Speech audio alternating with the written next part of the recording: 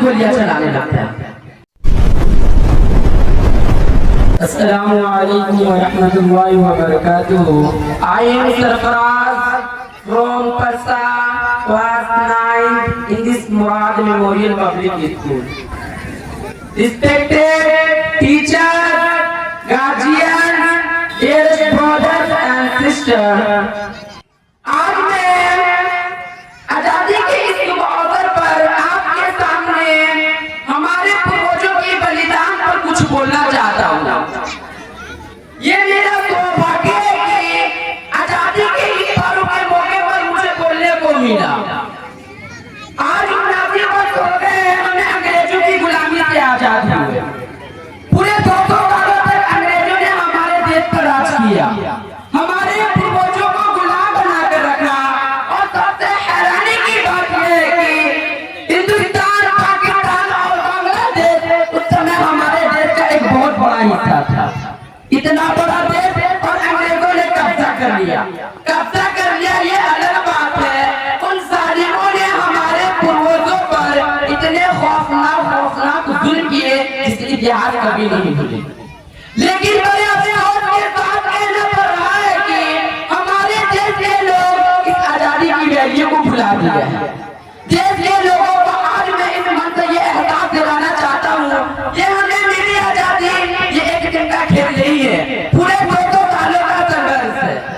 आज मैं आपको याद दिलाने आया हूँ वो जलियांवाला बाग में किया गया हमारे देश के लोगों पर जुल्म। 10 मार्च 1919 को अंग्रेजों ने आजादी के लिए उनकी आवाजों को दबाने के लिए एक कानून लागू किया जिसे रोलेट एक्ट का नाम दिया गया।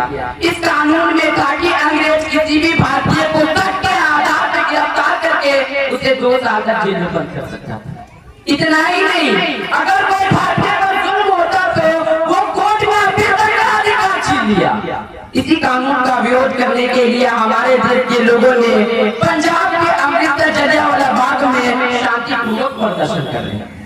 बैसाख का महीना था, 13 अप्रैल 1919 को जलियांवाला बाग में बैसाखी का मेला भी लगा था।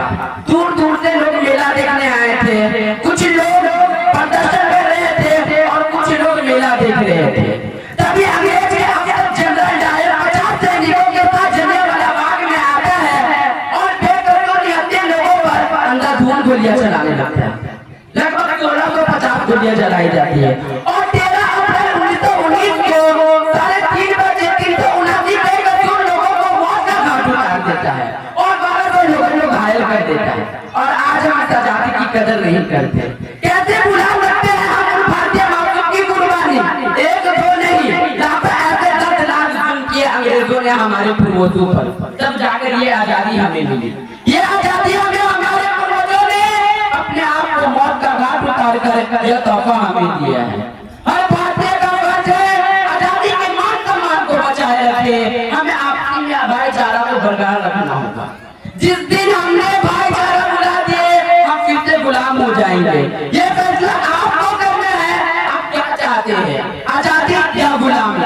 आपकी दुआओं के साथ मैं अपनी वाणी को विराम देता हूँ। हिंदुस्तान जिंदाबाद, आजादी अमर रहे, मुराद मेमोरियल पब्लिक स्कूल जिंदाबाद।